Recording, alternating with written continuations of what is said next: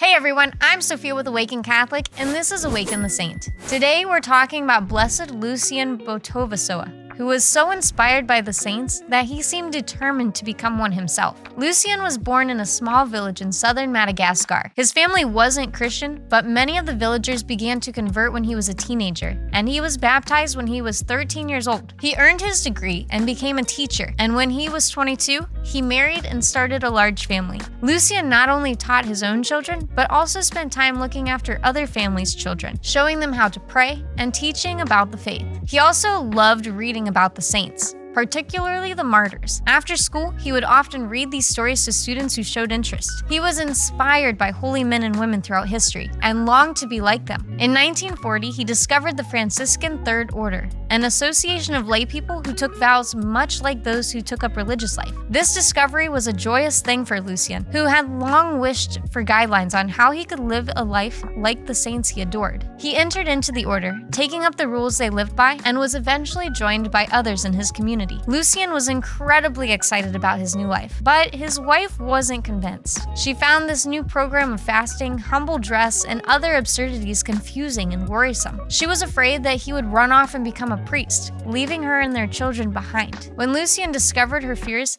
he found the idea so absurd that he laughed. He reassured her that as a devout Christian, leaving his wife and children was something he wouldn't dream of doing. In 1947, because he had grown so popular among the people, he was asked to serve as a representative of Madagascar's disadvantaged party. However, Lucien declined. His faith and family were everything to him, and he didn't think there was a room in his life for politics. Unfortunately, politics came to him, and in a very unpleasant way. In the midst of a violent revolt against the colonist French regime who ruled Madagascar, extremist parties in the country began vying for supremacy.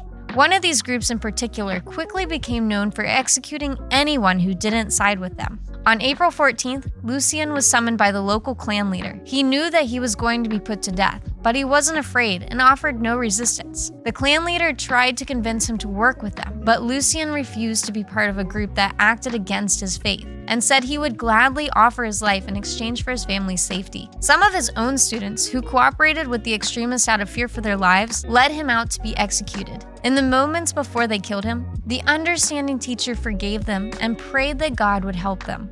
In Lucien, we see the immortal legacy of the saints at work. He was inspired by the stories of brave souls who valued their faith enough to die defending it. Stories have real power to inform, to guide, and to inspire hope. For Lucien, there was no greater hope than knowing that when his life ended, a loving God was waiting to welcome him. Blessed Lucien Botovasoa, pray for us.